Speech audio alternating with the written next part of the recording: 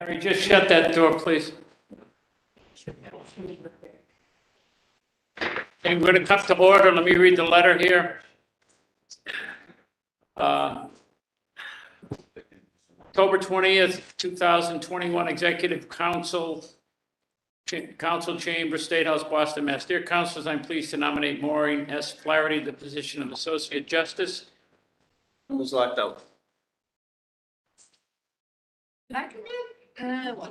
Paul, would you put that? Paul, would you open that? Paul. Jeez, the button so that doesn't lock. That's a first.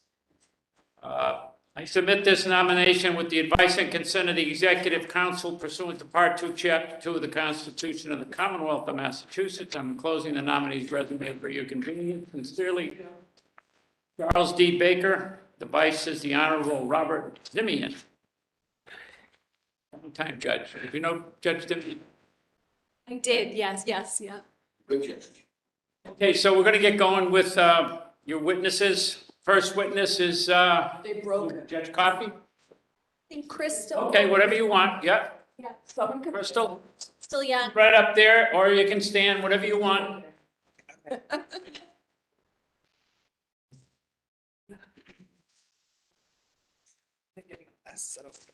Okay, good morning, Council. Good morning. Good morning. My name is Crystal Young, and I'm a senior probation officer in the Boston Municipal Court, West Roxbury Division. I'm here to speak about attorney Maureen Flaherty, who I have known for over 10 years. Attorney Flaherty is very well respected. In my 30 years in law enforcement, 28 with probation and 2 with the district attorney's office, I have had to work with hundreds of attorneys. Maureen Flaherty stands out as one of the most honest, kind, and professional of them all. She has a quiet dignity to her that is unlike any other. I also noticed that she does not see color and has always treated all of her clients the same, with respect and courtesy. And that is major in this day and time. As a probation officer, I manage people for a living and have become a very good judge of character. I have observed that when Attorney Flaherty walks into a session, the reaction from the court personnel and her clients is always positive, and that speaks volumes. In court, she's always prepared and very knowledgeable regarding all matters. She's a pleasure to professionally work with. I have personally witnessed that she is very well respected from the staff at the front door to the clients in lockup and to other judges on the bench. I have been in front of many judges during my career and can honestly say that Maureen has the qualities of a judge that I would want my loved one to go in front of. In conclusion, Attorney Flaherty will make an excellent judge. She's honest and fair and will be an asset to the bench. I sincerely thank you for your time and assure you that you are making a great choice in selecting Maureen Flaherty. Thank you again. Thank you. Anybody have any questions? Councilor Devane. Thank you for coming on this terrible day. So how long have you known the nominee? Over 10 years. Wow. Definitely over 10. So what is the thing that, the attribute that really comes to your mind when you think of her?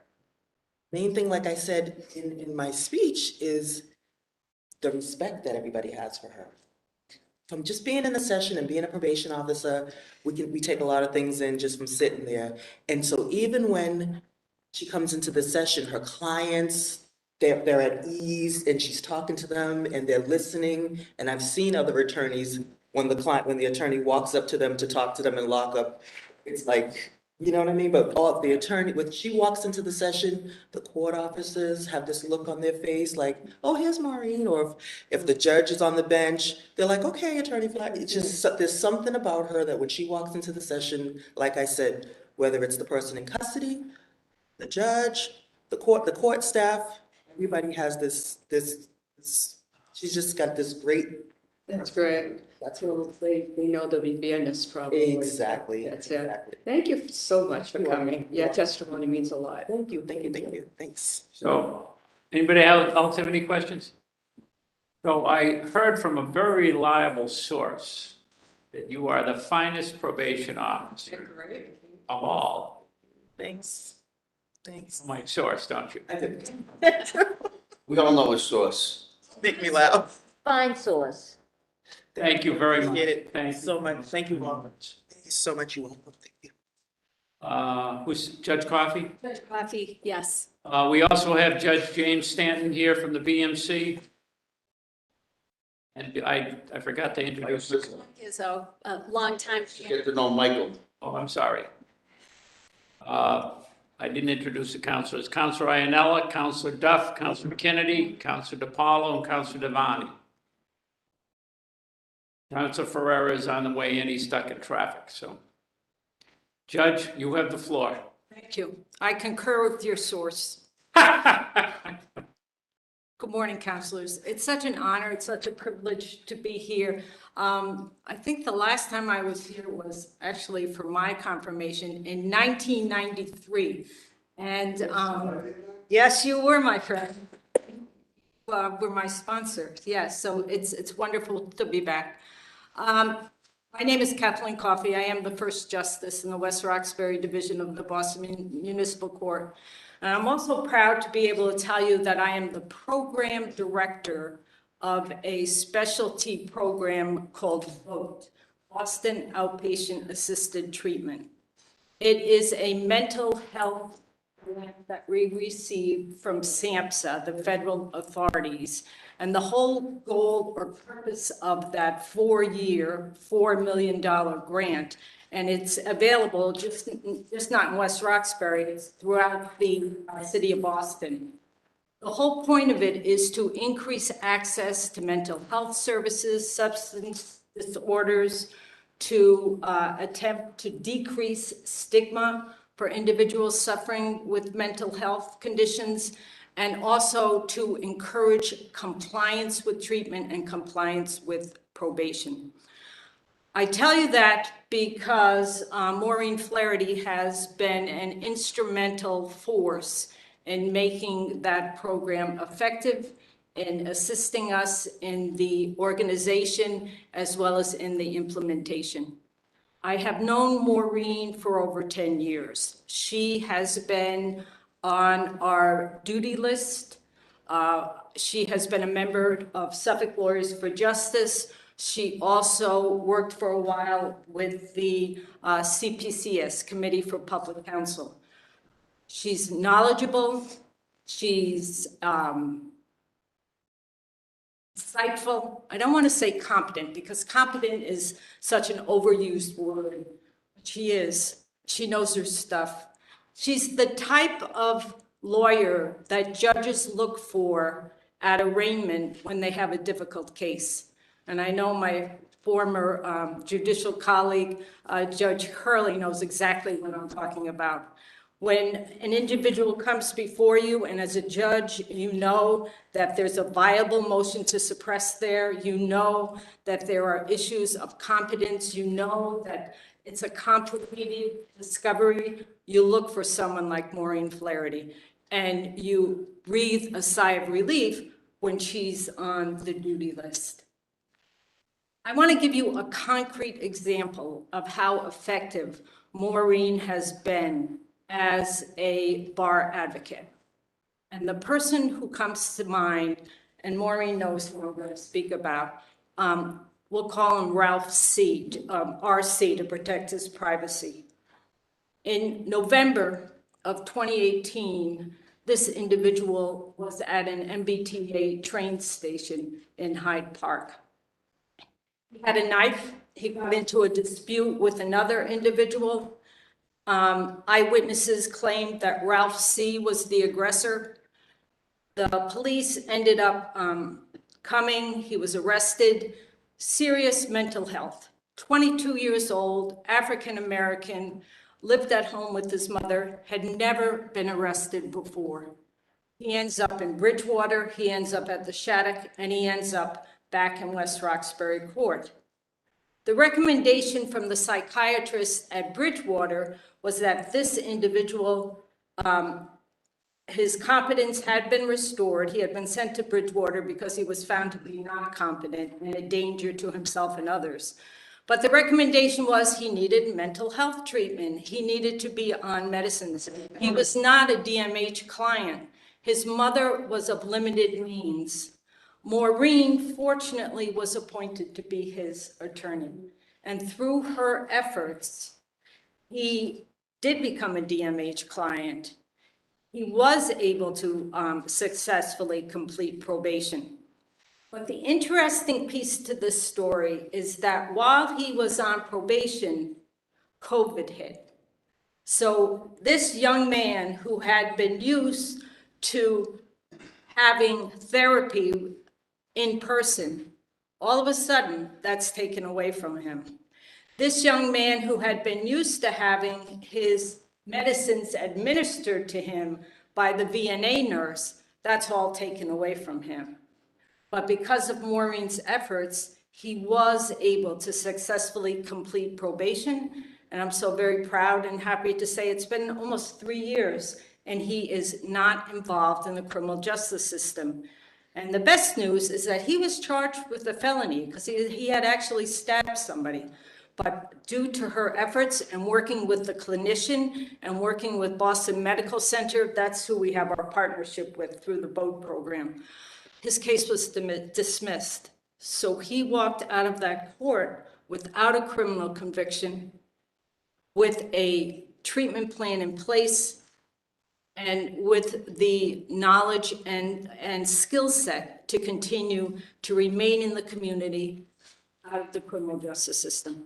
I am confident that the dedication, the commitment, the insightfulness, the knowledge that Maureen has about mental health conditions and substance disorders will be well applied as a judge. So I urge you humbly to affirm her nomination. And it's been a real pleasure to be here. And I'm happy to answer any questions. Mr. Devane? Thank you. Thank you for coming. Your testimony Pleasure. was from your head and your heart, I know that. And I had a script, but Counselor Jubenville told me that I couldn't talk a long time, so. Go as long as you're Yeah. in. Tell him the same thing next time you're back. I'm sorry that it wasn't here when you, and Counselor Idella was the only person here that voted for you. But I do want to say that one of the things that always bothers me is that, you know, what do judges do for someone that has mental issues before them? And what you said about this nominee means a lot to me because, you know, unfortunately, we have people with mental issues that are in prisons and being punished. And, you know, I'm really glad to hear that about the nominee. And I love that program, Vote. I think that's wonderful. It is wonderful. Now, how long has that been in existence? Yeah, we're just starting our second year. Wow. But COVID really was a challenge because when we applied for the grant, we assumed the doors were going to be open and we were going to be able to resolve cases. But our first year, we were able to have 57 active participants, which Isn't is that wonderful? It's really good. Now, you wish that they could have other chapters through Massachusetts. Is that Well, there are other mental health courts, and I also run another court, mental health session called Recovery with Justice.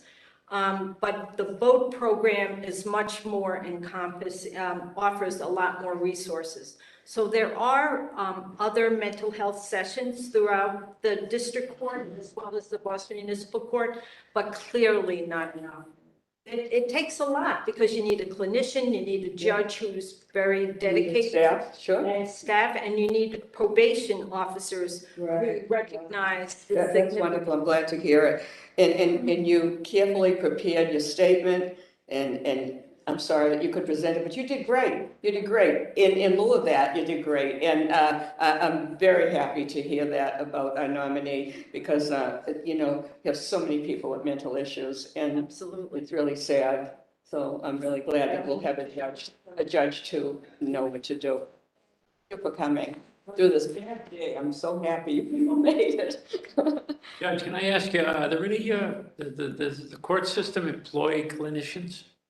Yes, but the clinicians work with us for 15s when there's a question of competency and responsibility, and section 35s on the question of involuntary commitments for chronic alcoholics and substance disorders. They don't work with us for a program such as BOAT or Recovery with Justice. So fortunately, the monies, we have a partnership with Boston Medical Center. They supply the clinicians. So the clinicians that we have working with the probation officers are actually employees of Boston Medical Center. I see that mental health is such a big problem, and I don't know why we don't have clinicians in every court paid by the court system. I couldn't agree with you more.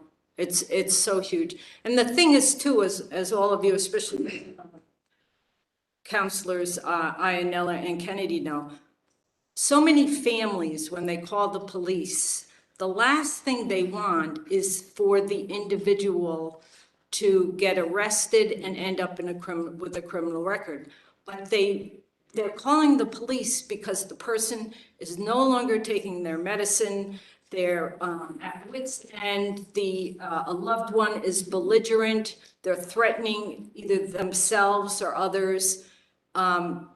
And then when it comes time to testify, they don't want to testify because the last thing they want is for a criminal record. But by not allowing them to enter the criminal justice system, they're not afforded an opportunity to receive treatment. And that's why mental health courts and the BOAT program are so critical, because the vast majority of people, they're on pre-trial probation. So that's the carrot.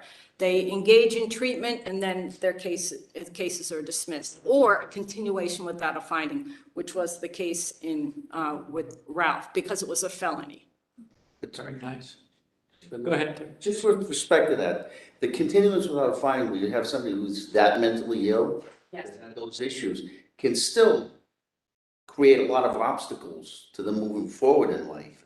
I mean, is it really necessary to, in situations like that, to put them in that position where it was clearly, it sounds like what happened that day was a result of some mental health disorder, more than somebody having any mens rea to commit a crime.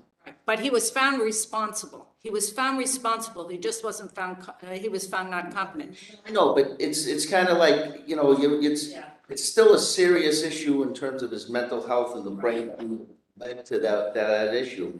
And then even though he got a break, and I agree he got a break, given that he stabbed somebody, but Sure. even tagging somebody with that type of mental health issue with a criminal record, because it's still a record.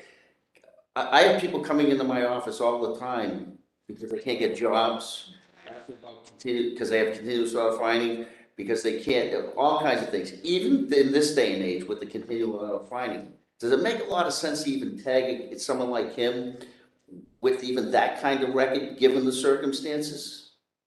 As you know, as a judge, I can't put somebody on a pre-trial probation. I understand. Under the objection of the I Commonwealth. understand. So in this particular case, they had a viable witness. They had a witness who was willing to come in. And I'm not So- saying that you did anything improper. I get that. You can't, because many times I've asked for it and don't get it, the VA won't get one with it.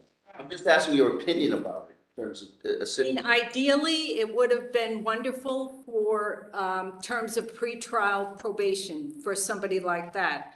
But as you know, it's all a balancing. I understand. So you have the district attorney who is even the district attorney in this case wanted a guilty finding. Yeah. And because someone had been stabbed, and it's a felony. It's a felony. So, I mean, your point is well taken. I agree with you. But then the other challenge is we never know how the person is actually going to do on terms of pre-trial probation. So that's Well, That's but the answer, that's a simple answer. If they don't do well, you can just they can prosecute them. Right, There's nothing lost by, except the passage of time and whether the witnesses would be available and all that. but generally, it's not that long a period of time that they're going through that. So it would make it, if a case is going through the court system, usually it's gonna take a year anyway. But we have a lot of people in our program who have committed serious crimes. I mean, it's just not, and they have, in order to be part of either the mental health court, recovery with justice, as well as the BOAT program, you have to have a diagnosed serious mental illness. I mean, it's just, we're just not talking about people who, you know, are blue or whatever. I'm assuming that this person had a serious mental illness and this person, that the actions that happened that day were at least partially or a majority of it due to his mental illness. That's what I'm assuming. Otherwise, if you just stab somebody, he should be in jail, Exactly. you know? The other point I want to make is the fact that we don't call it a mental health court. We call it recovery with justice or BOAT. And the reason why we do that is because of stigma. Because the last thing I want is to hear my court officers say, okay, it's 10 o'clock. I want everybody all here for the mental health, come to the third session. We're very cognizant. It's much more plausible and kinder, and to hear a court officer say, all right, we're starting recovery with justice, please come to the third session. We're starting the BOAT program, please come to the third session. But I can guarantee you that person, and I agree, you got a break, as big a break as he could have gotten under the circumstances. And maybe it's a problem with the structure of our system a little bit. He's gonna have a problem at some point because of that, getting a job somewhere or doing something because of that continuous without finding. And I get that's the best he could get if the prosecutor's not agreeing to it. Yeah, but I will tell you that as part, and thank you for raising that, because I missed that. As part of during his period of probation, not only did he become a DMH client, he went to mass rehabilitation, and he did end up getting a job in a gas station, and he did end up getting a job at Burger King. I mean, granted, it wasn't, but he had limitations as well. I mean, cognitive limitations as well. He was very hardworking. But initially, he was aggressive, he was belligerent to the police, and he didn't want to participate, and Maureen convinced him, and he was lucky too. He had a mother who was supportive, but she convinced him. This was the good thing. Yes. I'm 20 criminal, I do all personal injury, I haven't done criminal since you were an outstanding prosecutor. He's getting on his comments, and I don't know if you can even do this. Could this gentleman that you folks were referring to, could he have gotten an idea to whatever is record sealed, or he can only get a record sealed when he's guilty? I don't know, what is, could he? Actually, he could, yes. And that would have resolved. Yes. Yes. So, Not completely. Not completely, but it's a step in the right direction. good to see you again. It's been a long time. You're doing a great job on this one. I appreciate your support. Certainly. Good to see you. It's my pleasure, Judge Hurley. I miss the people. I bet you do. And they miss I you. don't necessarily miss what's going on now, for sure. I think all of the judges and all the people in all of the courts in the Commonwealth have done an outstanding job of getting us through COVID, and I'm hopeful that by next summer, we're back to normalcy, whatever that's gonna be. The new normal, right? Yeah, they're gonna implement a lot of the Zooms for continuances and things like that. I think so. I mean, Zoom does have a place, but Zoom also, I mean, it's, as you know, a big part of the job of a judge is you have to assess credibility. So if you have somebody on a restraining order and they're asking you to have their husband or their boyfriend removed from the home and they're asking you for custody of the children, it's pretty hard to make those tough decisions when sometimes you're not even looking at the person's face. It's just the telephone. I'm talking about the things that he doesn't have to drive 30 miles to get a Yes. continuance for, Right. or emotions that are assented Exactly. to, and that's. No, we're doing a hybrid thing. So for some things, it's good, but not evidentiary hearings. and Right. Not, No, absolutely. Yeah. Great to see you. my Carry pleasure. on. I did, one last thing, I did a dangerousness hearing. This is back when COVID was maybe more than a year ago. Policeman was on a Zoom. The DA was on the Zoom. I was in the courthouse. The police officer, as he's talking, is looking down at something, which I assume is his police report, which you're not supposed to have. The DA is looking above the camera, he speaks, looks above the camera, and it told me somebody was behind the camera, kind of either telling him little hints or whatever. And so, I mean, I objected, but it wasn't an issue, but that stuff you can't do it that way. You really can't. And you can't judge credibility when somebody's even on the witness stand with a mask on. You can't do it. Agreed. So anyway, but thank you very much for their kind words. You're running a very wonderful courthouse. It's my probation staff. Daughter loves being there. We love her. Thank you all. Welcome. Thank you. Okay, that's the end. We take, your Judge Stanton, we take your yes vote on this. Yes. Okay. So hearing no further witnesses on behalf, is there anybody here in opposition? Anybody here in opposition? Hearing nothing, we will hear from you. Thank you. Why should we vote for you? Tell us. I'd like to thank this council for your time and attention today. It's truly an honor and a privilege to be here, and I appreciate your consideration very much. Of course, I'd like to thank Governor Baker, Lieutenant Governor Polito, attorneys Bob Ross and Lauren Green, and the entire Judicial Nominating Commission. I'd also like to thank my witnesses who took time out of their busy schedules to be here today. Judge Coffey and Crystal Young. And I'd also like to thank those who wrote letters of recommendation for me and gave me encouragement and kind words of wisdom along the way. The Honorable Bob Rufo, the Honorable David Weingarten, attorneys Donna Daniels and Kelly Baker. Finally, I'd like to thank my parents, Tom and Jackie Stanton, my husband Timmy, my 3 children, Fiona, Timothy, and Mary, my brother Jim, who's here today, and my sister Kathy. My father was one of 7 children raised in the Orchard Park Housing Project in Roxbury. He's a first-generation American, a Marine, a Korean War veteran, and he put himself through college and law school on the GI Bill.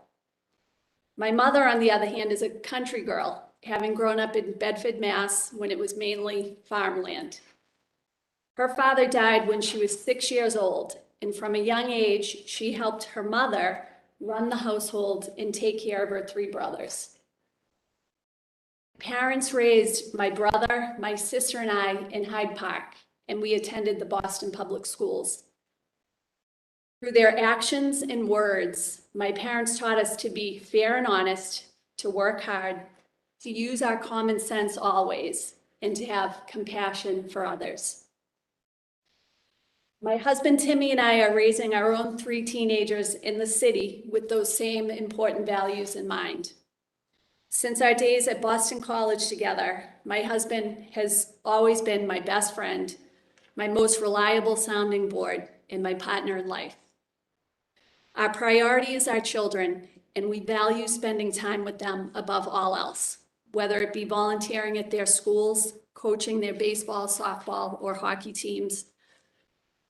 Our children, in turn, teach us about kindness and compassion every day, and we are very proud of them.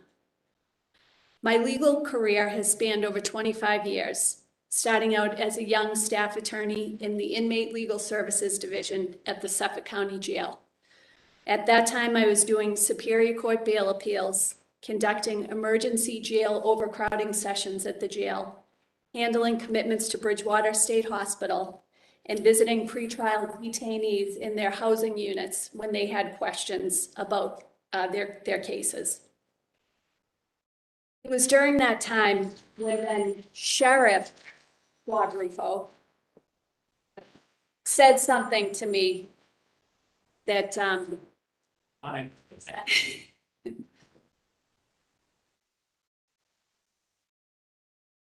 that happens to me all the time.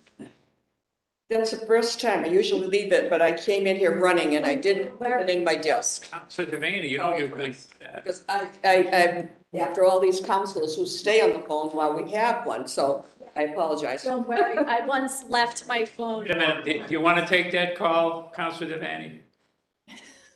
So, I left my phone in my bag once in court in Judge Sidney Hanlon's session and it went off. And I heard, did you take your phone? oh, she didn't take my phone because I was in the hall. And then I was afraid to go back in, so, This is probably part of your governor's council hearing you'll remember 10 years from now. But go- yes. Could you just go back to before the phone started ringing? So I kind of Yes. lost the. Yes, absolutely. So I was talking about being an inmate legal services attorney at the Suffolk County Jail. And I would visit inmates in their housing units every day. I was 25 years old and kind of knew nothing about anything. And it was during that time that then Sheriff Bob Rufo said something to me that always stuck, which was, "There, but for the grace of God, go I." And I've thought about that again and again throughout my career. I know that I'm lucky to have the parents, the family, and the education that I have. And I know that many others are not so fortunate. While working at the jail, I was eventually promoted to Director of Inmate Legal and then promoted again to Assistant General Counsel, handling a wide range of mainly civil matters, such as civil rights cases, labor and employment matters, discrimination, torts, procurement, contracts, and leases. Between the jail and the House of Correction, I worked in a prison for 6 years, full-time.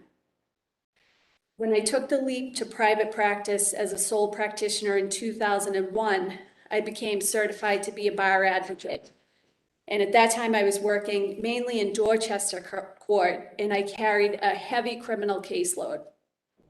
When I was pregnant with my middle child in 2005, I took a break from court-appointed work and focused mainly on transactional work from my office. However, I deeply missed public interest work, and in 2009, I became certified to be on the appellate list through CPCS. And I was lucky enough to do a good deal of legal research, writing, and appellate arguments at the Mass Appeals Court and the full court of the SJC. In 2010, I went back to being a bar advocate, and in 2012, for a year and a half, I was also a full-time public defender at CPCS in the Roxbury Municipal Court office. I am currently a sole practitioner and a bar advocate in Roxbury and West Roxbury Municipal Courts. I've had the opportunity to handle jury trials, evidentiary and non-evidentiary motions, probation matters, tendering pleas, handling civil commitments for clients with substance use disorder, and referring clients to the very special Recovery with Justice and BOAT program at West Roxbury Court. If I am confirmed, I will bring the values that I've tried to practice in both my personal and professional life to the bench. I will be fair and use common sense.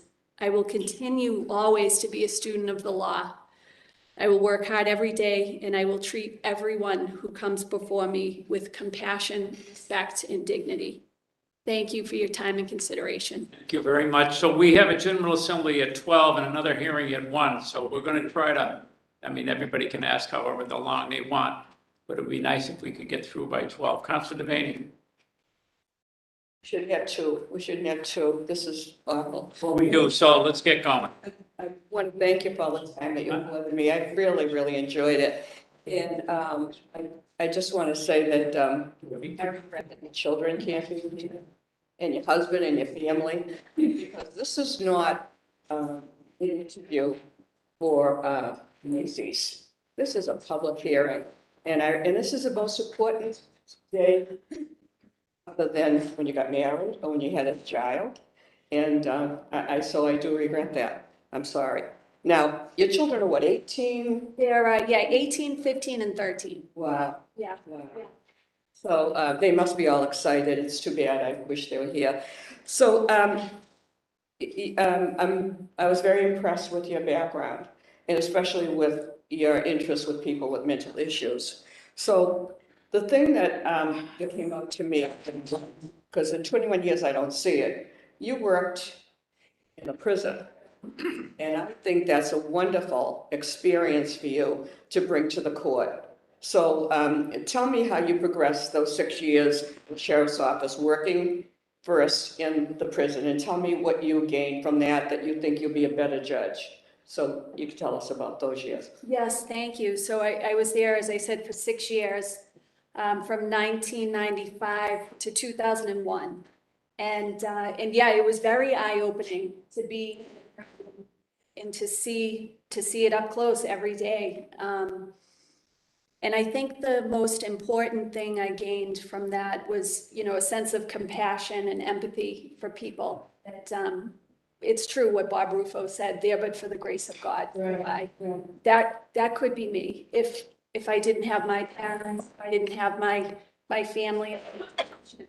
So it was a great experience. And I've said over and over, I wouldn't vote for anyone if they didn't have compassion and empathy. And I found meeting with you all that time. In fact, we were there when they closed. That's right. So I thank you for that. You've had, background with that and with indigent people. And that means a lot to me because in 8 years, you've really committed yourself to that, representing them. So tell us about that. Yes, absolutely. I mean, I think it's important work. I think that everyone that is charged with a crime, no matter, how much money they have, they should be afforded a great attorney, someone that that will take the time to advocate for them, file as many motions as are necessary, hire the investigators, the social workers if need be. That's great. Well, we need more judges like that have that philosophy. What I love about you is the solo practitioner. To me, I think it's wonderful to have a background in, if it's complete in attorney general or the district attorney. But, they're given the case. You choose who you want to represent. And not only that, but if you're in a district attorney's office, whatever, you get the case. And you're halfway there because the police have given their report and everything. So you really have to do your work. The other thing is a solo practitioner. You have to have the budget. You have to pay the rent. You have to shovel the snow. You have that responsibility. And I just have a personal philosophy that when you are on the bench and you see someone coming in, a client with a lawyer, you know what that costs to have a lawyer per hour. So I think that you're going to have a little empathy for that person. Maybe, I don't know if you can do it because everybody comes in at 9, but if you can bring them ahead or whatever. So that's important to me. But I wanted to, go into some of your experience, and really it's wonderful because you got criminal, you got civil, and that's what I look for. And I really believe in my heart, if you don't have if you've never been an attorney representing criminal cases, you'd be timid about how you would sentence someone because you don't have that, experience. Now, so you know what?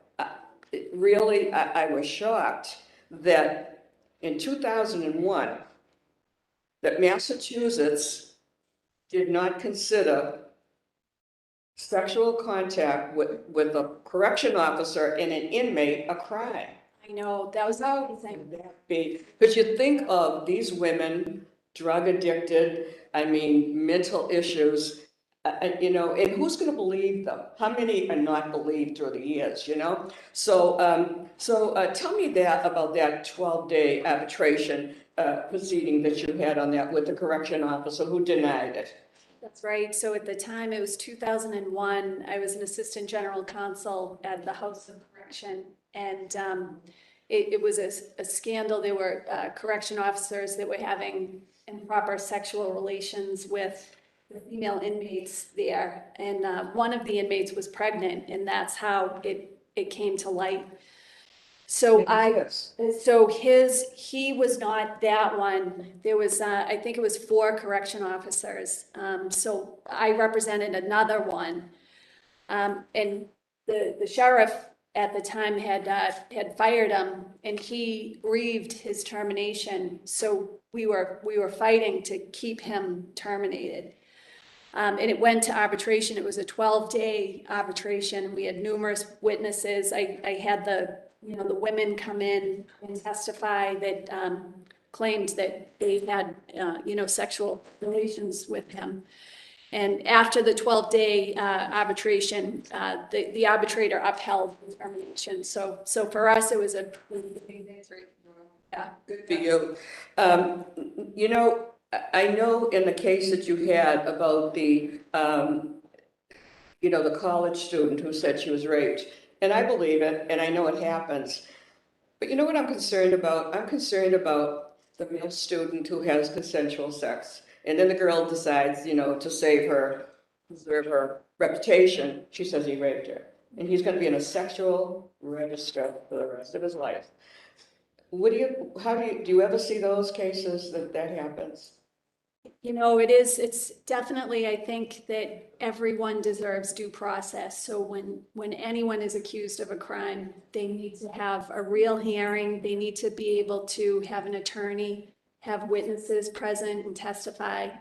So yeah, it's definitely a problem, especially at colleges. In this case. But that case you had, I mean, he was guilty, and then he accused her of slandering him. In the end, it was in her favor, $65,000 or something. And what I felt was, is he on a sexual register? I don't think it was, because and I probably should have been more clear in my written answer. It didn't rise to the level of rape. It was inappropriate sexual contact. Okay. So there were no criminal charges. She didn't pursue any criminal charges against him. So I don't think so. So they had a hearing at the school, and he was suspended from school. He lost his ROTC scholarship. So then he sued her for defamation. And then I represented her in the civil suit, went to the 12-person jury in Suffolk Superior Court. And I particularly like your emphasis with mental illness. Now, you had someone who was dressed in camouflage and gun and all of that. And when I read that, I thought, if that was another attorney, this could have gone another way. So why don't you tell us about that? Yeah, that was a tough case. It was an older case. And my client, again, had no record. It was from Dorchester Court days. And he had serious mental health issues. And he was walking down Blue Hill Avenue, completely dressed in camouflage. And he had multiple firearms. And he actually discharged one. And luckily, no one got hurt, and he was arrested. But it was, I learned a lot. That was the really first time that I really learned so much about mental health and competency and criminal responsibility. But you got him the help because of... Got him, yeah, we did get him help, absolutely, absolutely. Right. Now, what was your experience going before the Supreme Judicial Court? That must have been and it was the full court. It was the full court, yes, absolutely. That was on a pretrial diversion matter from Roxbury Court, where I had fought for my client to get pretrial diversion. She was a young mother with 4 children. And Interrupt you. That was unbelievable. I want you to explain it. But to me, reading that, and I thought, wow, here's a woman who was having an affair with another woman's husband, and yet she's accusing the wife of, of what, attacking her, or, all of that, and when it was the reverse. Yeah, So there's some mental issues there, I think.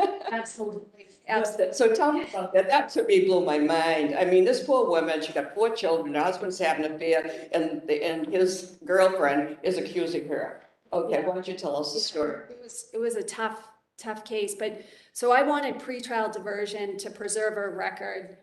But the Commonwealth objected to the pretrial diversion and they wanted her to be arraigned. And I argued I did not want an arraignment on her record. I wanted her to have a clean record. So Judge Poole in Roxbury Court went my way and did not arraign her. And the Commonwealth appealed and it went to a single justice and then it went to the full court. How does it rise to the highest court in Massachusetts? Well, it went to a single justice, Justice Lowy, and he thought it was an important issue of separation of powers, so he reported it to the full court. So that's when it went to the full court, and we argued to the full court. And at one point, the probation service jumped in too, because the woman who was making these charges against my client was claiming that my client kept going to her house and attacking her. So my client asked the judge to put a GPS bracelet on herself. But they refused. Which, you know, Judge Van Daka in Roxbury Court really went out on a limb and gave it to my client, and I was in the craziest position of wanting. Why did I think that she was refused? The probation department thought that she should not be entitled to it because it was prior to arraignment. Prior to arraignment. So it went to the full court and we won on that point. We lost on the arraignment. But eventually the Commonwealth came around and after the SJC case, they dismissed the case prior to arraignment. Right. So, But I mean, you've been in every court, from the appeals court, the highest court, municipal court. So you've had 209As. yeah. I'm really concerned with the pandemic because in researching what are they doing with 209As, that some courts are even on the phone. How can you determine someone's body language or determine if they're being truthful about their accusation, their innocence? I can't even believe that. But now, and then they do Zoom. Are they coming to court now? Yeah, they're coming to court more often than not. I see them in court in person now. That's a good thing. What are the different positions? What position do you feel really gave you a better, more qualifications to be a judge? I would think my 6 years, working in a prison definitely opened my eyes to a new level of compassion and empathy for clients. But then really when I went out on my own and I had a client and I would take the case from the beginning to the end and, you take a case to jury trial and you stand up with your client at the verdict. Being a sole practitioner, I think I really was able to learn the law and learn. So, you had really diverse cases. I mean, they really are, and difficult too. So, in what I look for too is pro bono work. You don't see that in a 40-year-old. And that's why I like your age. I like your life experience that you're bringing to the bench. And you've worked in every court, and I love solo practitioner, and yet you have been in the prisons, you have done it all. And your compassion comes through, and that's what's, meaningful to me. So, so with that case with the woman who was being accused, how was that resolved at the end? I mean, was she held responsible for this woman accusing her when she was the criminal, not the woman? That's right. So they had, what we call cross complaints. So my client had a complaint against her, and And I think that she was, I think, found responsible in one of the cases. I didn't follow it too much because I was just more concerned with my client's situation. And luckily it was a positive. I think the most unusual case I've seen in 21 years was the one that the man took a picture in the hallway of a courthouse. And he was accused of taking a picture. Why don't you tell us, Joe? Oh, sure. That was a case that actually the facts arose in the Roxbury courthouse in the corridor. My client was there. He was there just supporting his brother. He had nothing else to do. And a victim witness advocate walked by. My client had his phone in the hallway. You're not supposed to have your phones up there, but I think You have to check it when you go. supposed to check it. But he had it and he took a picture of someone else, but she thought he was taking a picture of her. So she grabbed a couple of MBTA police officers that were in the hallway on another matter. And they came over, they took his phone, they looked at it, and there was nothing on it. He did not take a picture of her, but it turned into a violent, huge thing, a fight in the middle of the hallway. And my client ended up with a black eye, and the police officer ended up with a broken hand. But my client was charged with assault and battery, dangerous weapon, intimidation of a witness, assault and battery of a police officer.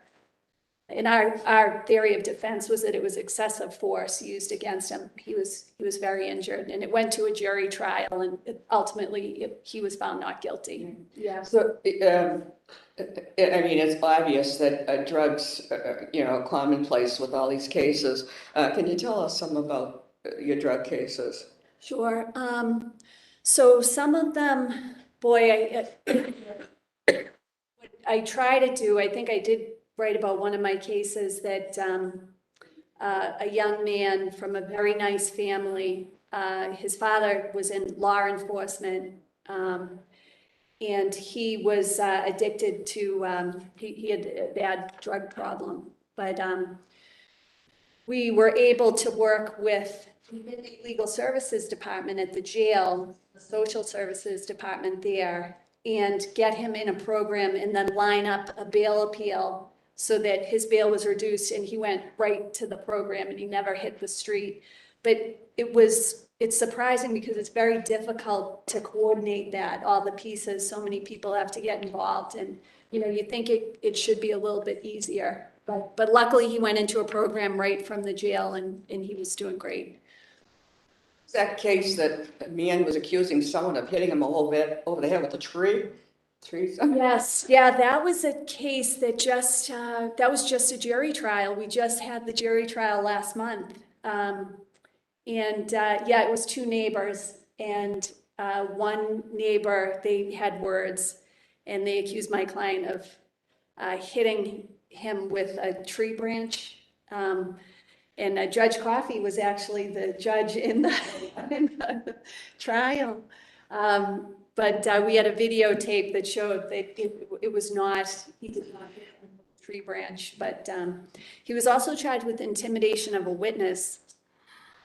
But that piece was a motion for a required finding, so that didn't go to the jury.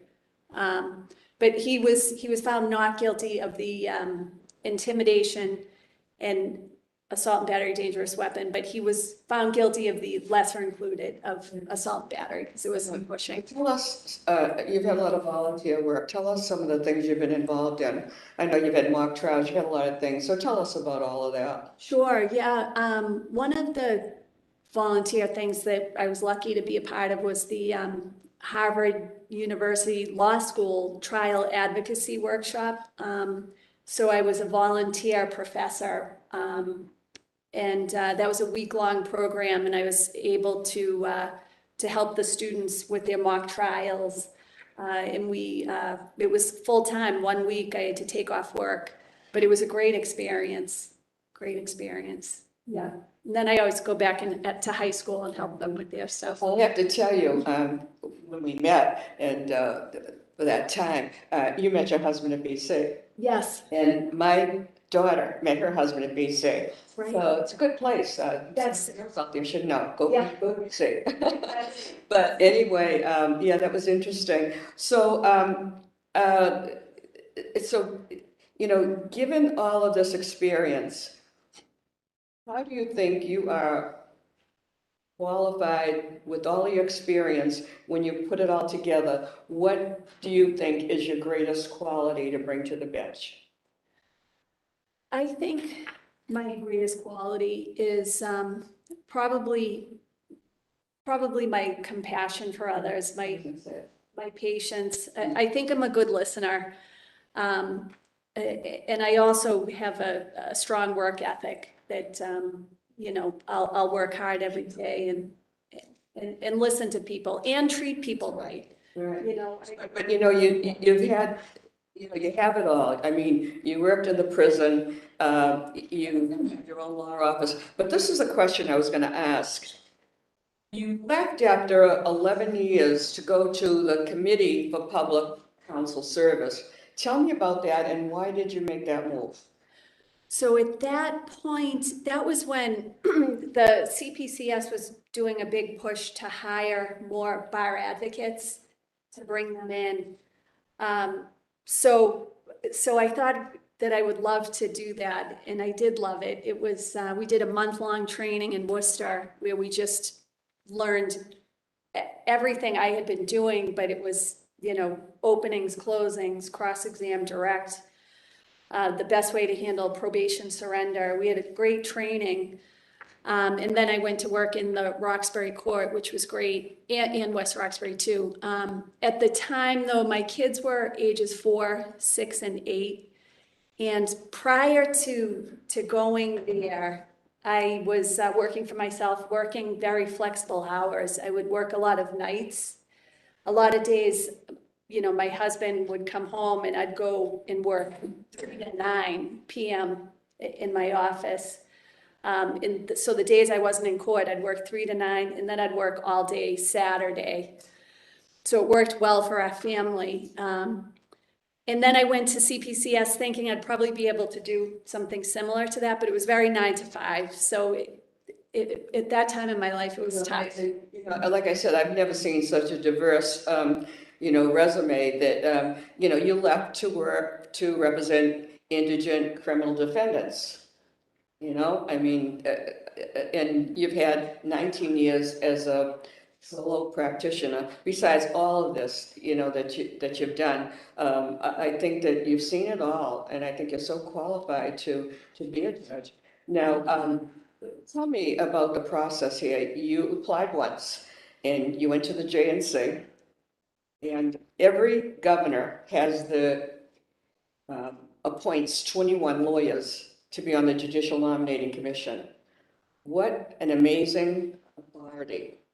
I don't have it, councils don't have it. We have one person to vote yes or no, but they have the awesome responsibility to decide who gets an interview and who gets recommended to the governor. How many of those 21 who had that responsibility were there with you? So I had an interview, I think there were probably 10 people there, I think, yeah. Yep, I think it was maybe 8 people on Zoom and 2 in person. Yeah. See, this is my big beef, and it's not to you, it's to the public to know if they'd only talk out. This is the first JNC in my 21 years who hasn't had 21 people at the hearings. And when I started, there was a JNC chair who sat down with 21 lawyers and said, if you don't go to the hearing, you don't vote on the nominee. That's justice. That's a democracy. This is not. Not to know that person, never see that person, never talk to that person and vote for a lifetime position. So thank you for letting me vent. It has nothing to do with you. But anyway, I you know, don't have a poker face, as I've said, and I like your hobbies. I can't believe you played ice hockey, and I just can't believe all of this that you've done. And you know, we had someone a month ago that came before us, very qualified, had, you know, about 25 years of being a lawyer, and he said that in his JNC, he said that to be a judge, you should first have experience in volunteering in pro bono work. And when I see someone 40 years old, you don't see it. Pointed someone 40 years old. Not me, I didn't. Anyway, we voted. I was the one who voted no. 40 years old, and he had 2 jobs out of school, after he got his diploma, and he was a lawyer. One was, he was one of 13 assistant solicitors in an office in a city hall. And then he worked for the sheriff and did, nothing like what you had done, just, stuff like that. He was sent to business court, Worcester. He has never seen a criminal case in his life. This is why I'm concerned. I want age. I want someone with experience, and you have it. And you understand these women in prison, and you stood up to them. Didn't have a voice. Who listens to a drug addict or a prostitute, So I thank you for all your work, and I love your witnesses. And again, I regret that you were not allowed to bring them in. It's not a private, interview for agencies. This is a lifetime position. And when I first got elected, I established the first website for the council. And it says public hearing, and we invite the public. And anyone that comes into this council, well, till last hearing, anybody that comes to our hearing is cleared, they're safe with all this COVID going on. This building, State House, is closed to people. So only people who come in here, we know who's coming, and we know that they'll be safe. And I can't tell you how I regret. This has never happened until the last meeting. Your family should be sharing this day with you. But you know what? They'll have another day. But thank you so much for applying and for all your service. Because when I first saw your resume, I thought, oh, she went here, she went there. But it was a reason. You wanted to represent Indian people. All of it had a reason. And then you went back to practice. So thank you so much. It was such a pleasure meeting you. And you're on the Hall of Fame for the Belgian waffle. That's Okay. very much, Counselor. Thank you. Yeah, well, unfortunately, because of the pandemic, that's why we're restricting it. There's a lot of people in the room that are in their 50s and 60s and 70s. So we're just trying to limit it so that, you can still catch the COVID even if you're vaccinated. So that's why we're kind of doing that, okay? Yeah, understood. She can't. Just to that, I totally agree with the way you've conducted this hearing. I conducted the hearing last week. The nominee had 16, yes, there would have been 28 people in this room, and this room is a small room. Multiple members of the governor's council have gotten COVID. Some have gotten COVID even though they're vaccinated. I have no idea who's safe and who's not safe in this room, and nobody knows that. When he tested me before I came here, I've gotten the booster shot, but when I walked in here, nobody tested me. So nobody knows. I support the way you conducted the hearing because safety to me is the most important thing. Thank you. Councilor, Yes. we're going to be breaking any minute now for the Lieutenant Governor, so we'll go with Councilor. Good morning. Good morning, Counselor. Pleasure to talk to you again. Pleasure to talk to you. We had a great conversation for some time. And you're a little light in terms of the numbers of trials you've had. However, you're also a mother who stayed home with her kids. So that kind of an interruption to me speaks volumes of positive. Thank You you. had your own trials raising 3 kids, to say the least. So you've got varied experience. I liked all of your responses when we talked. And I think that you're gonna make a great judge, because you've got what counts the most: compassion, empathy, and the things that really make the difference in having a lawyer who's happy to appear in front of you, and defendants who feel they're respected, and victims who feel that they're noticed and cared for. So based on that, I'm happy to vote for you. Mr. Ianello, would you like to go next, sir? Thank you, Counselor. Thank you. Conversation. You answered all my questions. Again, I want to reiterate, as I indicated to you, I'm someone who wants to give somebody a second chance. So to me, rehabilitation as an alternative to incarceration.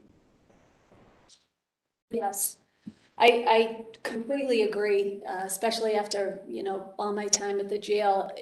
I think that rehabilitation is the most important thing. So if we can get someone into mental health counseling, if we can get substance use disorder people into services and treatment, and even people who need anger management, things like that. I think that's the way you protect the public, because, people don't realize, people go to the house of correction, everyone's getting out. It's 2.5-year sentence. They'll be on the train sitting next to your kid. So that's how we make people safe, is rehabilitation. Thank you very much. No further questions. It's great to see Judge Stan. These are about as good as they get. I don't Judge Crosby went well, but Judge Stan, I was never here before Judge Stan, but his great things about you. Half as good as your brother. You'll be doing a great job. Also, I do get a call from Bob Rufo, and a great deal of respect for Judge Rufo, former sheriff Rufo. He's a great guy. So, It's the best, yeah. I'd be more than happy to support you. Thank you. Thank you. Counselor Duff. Thank you. Great to see you. Thank you for applying. It's very rare that I don't have any questions, but I really don't have any questions. I think Councilor Devaney spoke for a very long time and covered a lot of things. We also spoke, but Ms. Young really probably had the most influence on me. Yeah, you see her day in and day out, and that's, you've shared with us something that we deeply appreciate that. So best of luck. Thank you for applying. Thank you, Counselor. Oh, Councilor Kennedy, were you going, or Councilor DePaul? Counselor Kennedy. Good morning. We had a long conversation on the phone, where you answered most of my questions, if not all my questions. I also got a call from Judge Rufo. I got a call from a few other people asking if you're going to be okay. I said, I think she's going to be okay. She's extremely well qualified. I get the break in your career. Councilor Hurley and I actually talked about that last night or this morning, I forget. That's an issue that primarily affects women in their careers. Even in this day and age, it affects women. So I get where there's a break and not as many trials as we would usually see. And that's certainly, I think it's something to be commended, not held against you, that you were able to do that. So I have no issues with you. I hope that when you're sitting on the bench and you have a question, that you're smart enough to call Judge Stanton, your brother, or Judge Coffey, and get the answer, because I think if you do, you're going to go right down. You do go right on the right path in terms of making things. So Absolutely. I'll be voting to see. Thank you, Counselor. Counselor DePaul. Hello. Hello. I do have a couple questions, and just first I want to hit on something that came up earlier in the hearing, which I guess is more of a comment than a question. A lot of the women who are incarcerated in Massachusetts have backgrounds of being victims of sexual assault or domestic abuse. And so just in regards to the commentary on false accusations and such, it's a really sensitive issue to me that we continue to shame and disbelieve victims of sexual harassment and assault. Certainly not in keeping with our work in appointing judges in the Commonwealth, but on a national stage, we've seen even very well-respected women torn down. And I think, sadly, I'm probably not the only person in this room who knows victims of rape who did not come forward for all the sorts of reasons that these kinds of conversations contribute to. So I just wanted to say that. Mental health in our justice system, we all know it's an issue. I'm so impressed not only with the fact that you've prioritized it and that you talk about diversion and treatment and rehabilitation programs, but that you know where they are. And you have, I sense that you would have a sense of where to send people to find the appropriate treatment. So that's very important to me. A specific example came up that you worked on as an attorney where by virtue of having a proactive attorney, and I believe you mentioned that the defendant had a mother who was actively supporting that individual. That individual, thanks to your help, was able to reach a continuance without finding, probably the best outcome they could have hoped for in that situation. Now, what happens if we don't have that proactive lawyer, or we have a lawyer who's so overwhelmed with the caseload that they're not on top of it in that way? And maybe there's not a support system behind. I'm concerned about what happens to that person, and I'm wondering, as a judge, how would you endeavor to address that or ameliorate something like that for particular defendants? Yes, I think in that situation, I would try to maybe pull the parties to sidebar and suggest it to the defense counsel and the Commonwealth and say, you know, hey, it looks like this isn't your typical person who maybe was doing this out of malice. Maybe they have mental health issues. And I try to get the parties to recognize that and maybe get the court clinician involved as well and see if we can direct this person to some help. And I really appreciate the way you've addressed the systemic nature of criminalizing mental health in some cases. And your experience working with inmates, to me, is extremely valuable. I know that, again, DOC and House of Corrections, different things, but we know from the Trump administration's report that we have serious issues around access to mental health treatment in our Department of Corrections. And that's not doing anyone any good. And when these folks get out, as you said, if they haven't got the treatment that they need, then all we've done is spent a lot of money to keep them in a cage for a little while. So I applaud your nomination. I'm so thrilled to have someone who's so keen on the mental health needs in our justice system. So thank you. Councilor Ferrer. Thank you, Mr. Chairman. Thank you for reaching out to me. I have heard from Judge Rufo yesterday. I know he called some of the councilors, has the highest regard for you. The chairman, Bob Juveville, has high regard for you as well. I think you're going to make a great judge, and thank you for your service in the past.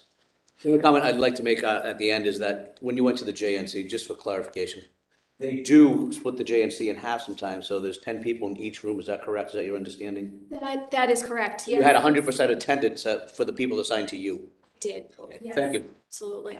Thank you. Thank you. I got a call also from Judge Rufo, Judge Horgan, and Judge Bolton on your behalf. But I'd like to ask you questions for the next couple of hours, but I got my marching orders this morning from my daughter, Maura Graham, who's worked with you daily in that courthouse, and she just thinks the world of you.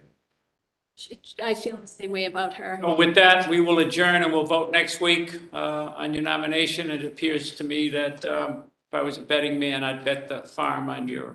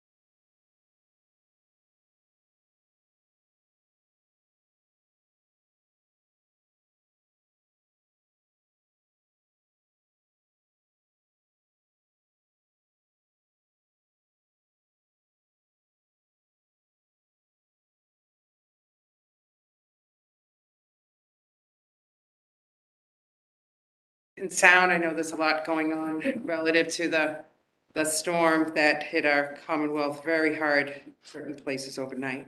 Let's start with our prayer and our pledge, and I ask Councilor Kennedy to lead us. Yes, I'd just like us all to take a moment of silence for all the first responders out there all across the country in these incredibly bad weather conditions we're experiencing over the past couple of days. Had a bad situation here where parts of the court system has been forced to shut down, as well as down in the southeastern part of the country and western part of the country where it's pretty serious. I want to remember all those people out there helping the citizens of this country. Pledge allegiance to the United States of America and to the republic for which it stands, one nation, under God, indivisible, with liberty, justice for all.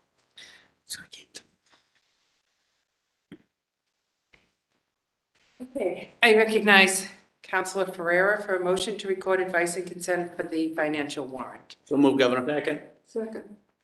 All in favor, say aye. I recognize Councilor Jubenville for a motion to record advice and consent for the pending list of notaries public and justices of the peace. So moved, Lieutenant Governor. There's a motion and a second. All in favor, say aye. Aye. I recognize Councilor Devaney for a motion to record advice and consent for the appointment of Zachary M. Hillman to the position of Associate Justice of the District Court. I couldn't be more proud to make this motion. Second. Just so qualified, just a good person. You know, I don't know what more you can say about someone, just a good person, and he is compassionate, has empathy, what I look for, and he has a varied background of criminal and civil, and that's what we need in that district court. Thank you. Okay, thank you. There's a motion and there's a second by Councilor Ferreira. Roll. There, we may commence the roll call. Councilor Ferreira? Yes.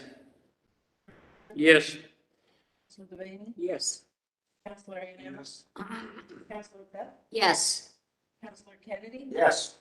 Councilor DePaulo? Yes. Councilor Murphy? Yes. Okay, thank you. I recognize Councilor Iannella for a motion to record advice and consent for the appointment of Helen J. White to the position of Clerk Magistrate of the Boston Municipal Court. Thank you. I make said motion, Helen White, outstanding appointment. Thank you. Second. There's a motion and a second by Councilor Hurley, and yes, Councilor. I cannot sit here and just vote yes on Helen White. Remarkable. She came right out of college. 33 years she's worked in this courthouse. She has worked in every position in that courthouse. And I have to say, in my 21 years, when I have voted for someone, there was someone else that worked, 25 years in the courthouse, and they're not lawyers.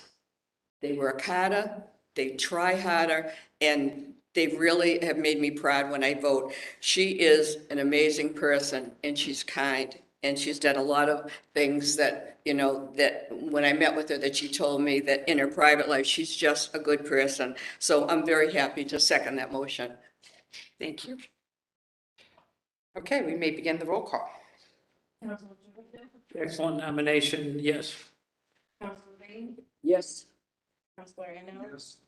Councilor Beck? Yes. Councilor Kennedy? With pleasure, yes. Yes. Councilor Yes. Ferreira? Yes. Thank you. I recognize Councilor Ferreira for a motion to record advice and consent for the appointment of Rebecca R. Carey to the position of Public Administrator for Bristol County. It's good to make the nomination for my classmate. So moved. Second. There's a motion and a second. All in favor, say aye.